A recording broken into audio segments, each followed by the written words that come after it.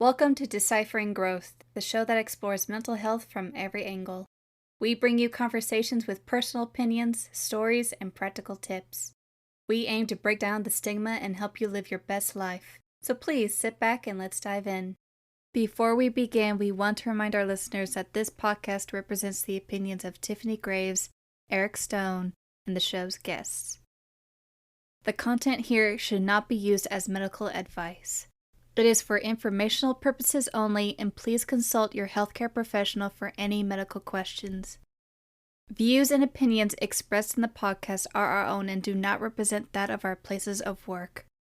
This podcast should not be in any legal capacity whatsoever, including but not limited to establishing a standard of care in a legal sense or as a basis for expert witness testimony. There is no guarantee regarding the accuracy of any statements or opinions made on the podcast. In no way does listening, reading, emailing, or interacting on social media with our content establish a doctor-patient relationship.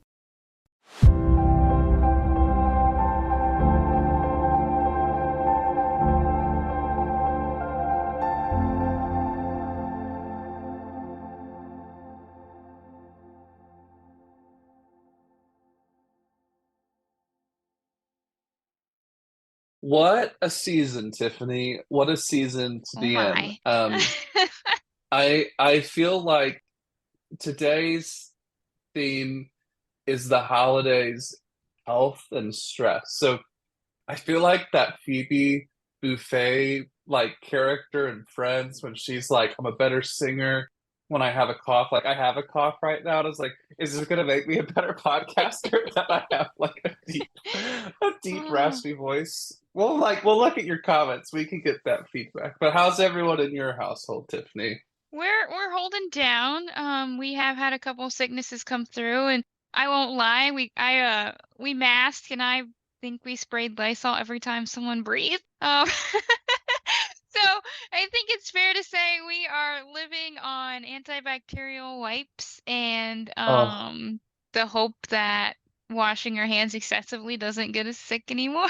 that is brilliant. I need to keep that hope, Tiffany, to keep cleaning. My daughter has a cough, but I have like a 4-month-old, and so she just keeps looking right in my face and coughing and sneezing, and I just feel like Oh. I'm like, what can I do on that front? So yeah, that's a shameless parent card I'm playing a little bit. No, just kidding. But the theme that we have for today is just talking about the holidays and our continued holiday series and the stress. And so Tiffany and I were just kind of talking a bit before we started recording that so many of our clients have been sick, friends, colleagues, and just that Mhm. puts stress on the body. And so, how can we take care of ourselves in this season?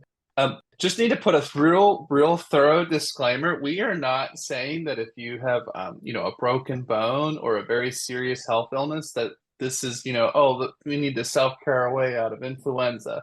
Not what we're saying in any capacity. We are talking about like the common cold, runny noses, just seasonal changes and those things. So we are not here for this is not a discussion about complex healthcare issues on top of things flaring up during the holidays. However, I will say, not a medical doctor, but I do encourage extra self-care when any kind of illness is present because rest is Absolutely. very restorative. Absolutely. Absolutely.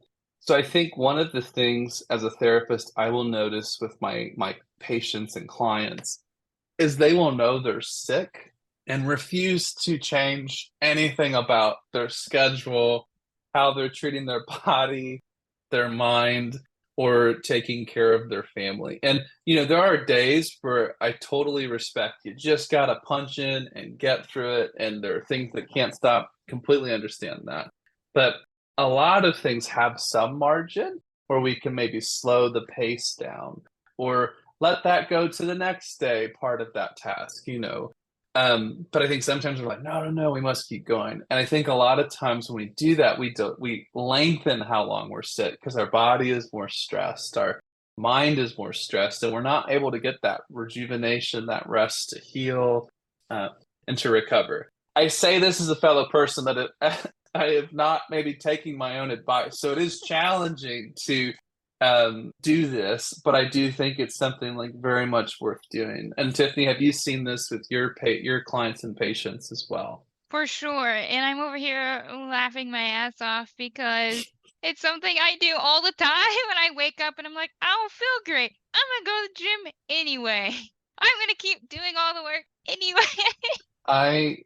I think it's just and you know, Tiffany and I are both on that neurodiverse spectrum, and so it's something that we talk about. It's not how everyone is, but I know like we have ways we like to operate and do things, and so I definitely, as you know, I definitely love getting things done and powering through and looking at my finished to-do list items and be like, I did this many things. I'm this valuable to the world, and so being sick does not maybe compute with that. And so I just want to maybe check maybe some of the privilege I have with someone that isn't chronically ill, that we're having this conversation about being slightly sick and how that can just impact ourselves. So with that, one of the things just kind of talking about is this idea of just slowing down.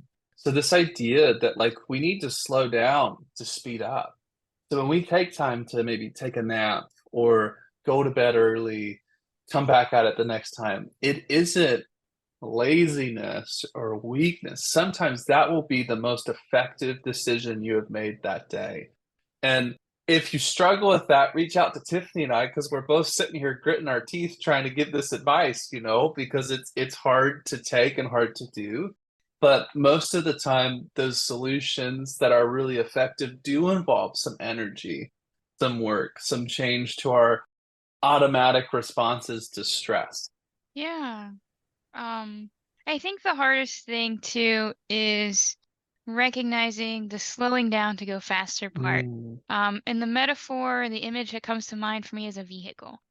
Like you have to slow down at a stop sign, you have to slow down to get off a ramp, you have to slow down to change directions, before you can speed up and get where you're going. And so many times we're like, no, we're just gonna brick it to the floor, we're gonna crash into the creek because we just want to keep going. this is And such I'm a like, brilliant have analogy, to slow Tiffany. down to do things.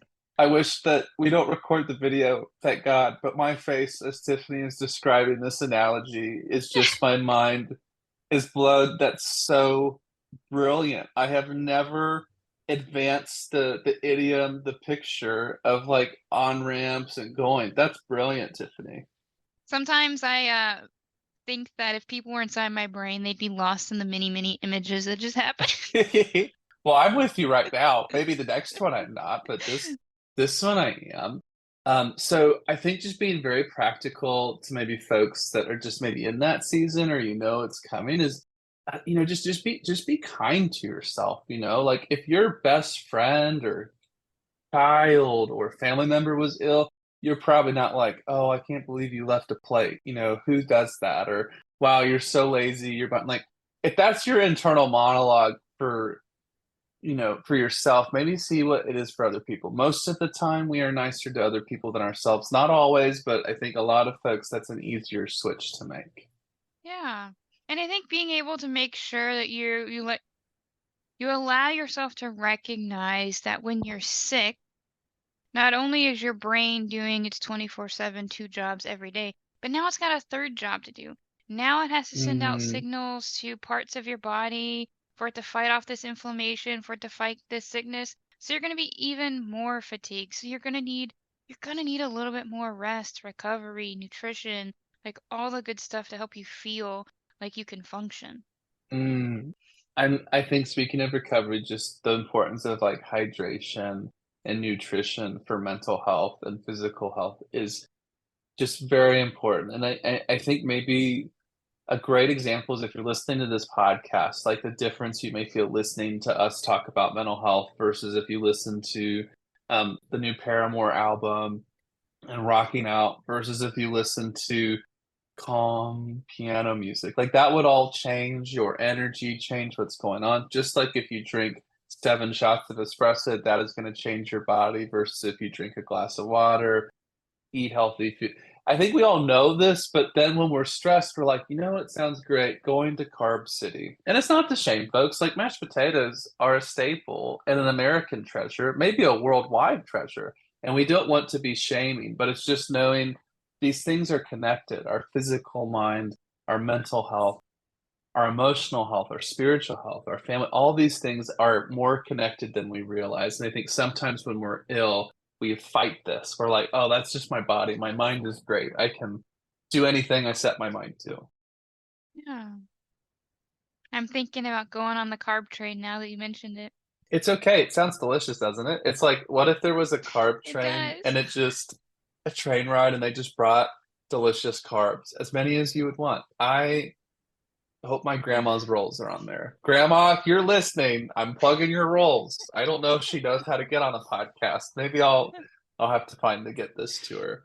But maybe something to think about if you're maybe a partner or friend or family member of someone who's sick and like trying to support them is just I'm like Tiffany and I are cringing saying it in a podcast, like, hey, you have to slow down. Probably won't go over super well. Like maybe if someone's in like a very heightened state, and like, what would help you is slowing down. That may just be the straw that breaks the camel's back. So maybe trying to find a way to approach your partner, support your partner when they're stressed. As a couples therapist, I always want my couples to have a way of doing this of like, how do you want to be approached when you're stressed? It's a very important skill to have because life is stressful and these things will happen. Tiffany, is there anything you would maybe advise folks just trying to support others dealing with a family member who's ill or sick? Yeah, I think about it and a lot of things rush through my head to some degree. It's always like I go back to that like subservient role of like I'm just gonna take care of you because that's that's my role that I'm used to. Mm, That's my own shit I have to deal with. mm. But keeping it more of a neutral place of just being able to ask and say, hey, is there anything I can help you with today? Would you like me to help out? Just being able to just say like, my help is here if you want it, but I don't want to force it upon you if it's not something you want right now. I think that's great. And I think we can't force people to take our help. That's like therapy 101. Us therapists, like we are taught very early, like if someone's not interested in what you're serving, you can't force them to take it. I think that's a very important thing to think of. Mm. Like maybe there are things that would be helpful for your partner or friend who's ill. Um, but if they're not interested, don't force that upon them. That is not helpful. That is devaluing and disempowering.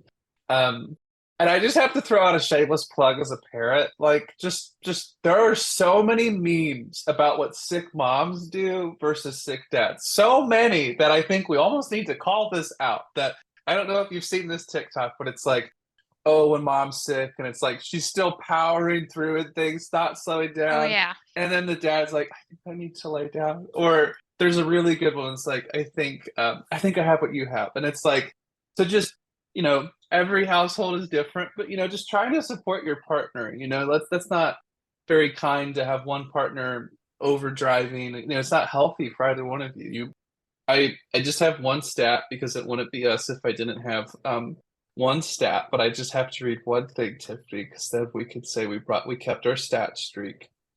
It is the average time that you can expect to be sick with a cold or flu. And I just need to find it because I don't I want to want to make it bet up. it's like 2 weeks.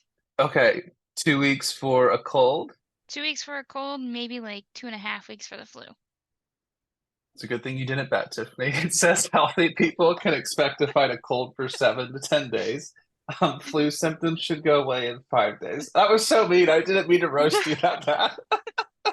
It's okay. I'm over here like it takes a long time to get You're better, like, guys. I feel like this is getting very personal, but if we know that the average is 7 to 10 days for a cold and 5 days for the flu, like that's like a full week. That's a full work week, even longer. It Yeah. would be there seems to always be some of my friends or family that get sick right over Thanksgiving or Christmas. Like that's no fun. You may be missing that time to rejuvenate. So this is just a very shameless plug in this current season to take care of yourself, take care of your wellness. And there's so many ways to wellness. It can be saying no, taking a nap, eating some foods that are enjoyable and nutritious to your body. It also can be therapy, Yeah. but it doesn't have to be therapy. But I will just share that if you're in Ohio listening to this, we're in the middle of our winter. It is a little cold out there. It's not maybe the space I want to be outside in. I am not getting as much sunshine as I normally do. That's fair. I also have to point out, not to be a bitch, but like we haven't officially hit winter here. It's not December 21st yet. I We think this have is so what I much more get. time to go. This is what I get for roasting you earlier, that I had to be reminded it's not actually winter. No, it's totally okay. That's I have it groundbreaking. marked on my calendar, and I'm like, Isn't winter needs to officially start, so I can start counting down the isn't days so it it officially is. isn't the winter solstice December 22nd or something? 21st. My birthday's the 22nd. I See, really my wanted it. astrology class that I took in undergraduate finally pays off for something. We could go so many directions, but that is only fair. We do want to thank some of you have been giving us some really encouraging feedback, and we really appreciate you doing that. We are continuing with our holiday series for a bit into the new year. And then once we hit the new year, we're going to kind of pivot a little bit into some different series, but we do have some people we would like to bring onto the podcast to discuss some different things. We are so excited, and we do like what is that, a lead in or a preview? My sister be so mad. It's not a lead in, it's like a sneak peek or preview. But we're really excited to bring some continued things for you in 2024. Tiffany, anything I've forgotten or you'd like to add here? No, other than just, I know this is a frustrating, annoying ask, but other than going on, giving us some ratings, giving us 5 stars, it helps to boost us to the top. It helps us to be more visible. We legitimately don't care what you say. You can say the sky is purple. That's cool with us. We just know that the ratings help us be seen, and that's kind of what we're after, so we can get out there and be heard, and you can share our lovely plugs with people. That's a very respectful ask, Tiffany. I love that. I would ask that you let me know what kind of merch you're looking for. Do you want an Eric bobblehead? That would be quite large. Oh, that would be great. I need an Eric bobblehead. That sounds terrifying. Or are you looking for a Tiffany stamp of denied? No, I'm just kidding. But no, we if you have things that you can think of as ideas for podcast, we would love to hear them. There is so many great podcasts in this space, so we truly appreciate your time journeying with us and engaging how you can. So it means a whole lot, and it's been a whole lot of fun. On the merchandise, I think we should 100% start rolling out the soapbox. Actually, that's probably needed at this point with how much it gets. Well, thank you all for being here, and we will catch you next time. Yeah, thank you guys, and we'll see you around. Thanks for tuning in to this week's episode of Deciphering Growth. We hope you found our conversation helpful and insightful. If you enjoyed this episode, subscribe to our podcast so you never miss an episode. Don't hesitate to contact us on social media if you have any questions or comments. We'd love to hear from you. Until next time, keep growing.